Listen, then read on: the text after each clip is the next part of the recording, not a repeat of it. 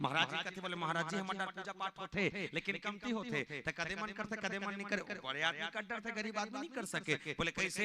तो दिया लेबे तब पैसा, तेल लेबे तब पैसा, पानी लेबे तब पैसा, अगरबत्ती लेबे तब पैसा, नारियल लेबे तब पैसा, केरा लेबे तब पैसा, खीरा लेबे तब पैसा, दूध लेबे तब पैसा, चना दाल लेबे तब पैसा। सब में पैसा लगते। बड़े आदमी का डर थे, गरीब आदमी नहीं कर सके। तो मिश्रा जी कहते एक ठन काम करबो। बोले का काम? फोकट के चल ही। तो छत्तीसगढ़ में फोकट के चलते थे, नहीं चला थे?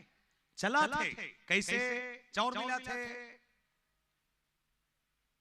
हकन के बोलो फोकट के, जोर से कहा चाउर मिला थे, आओ जोर से, चाउर मिला थे फोकट के, नमक मिला थे फोकट के, 40 के सकला सतराम खा आधा के काला फोकट के। ये जोश जोश में चला, बता हाथ नहीं का काम, नकल के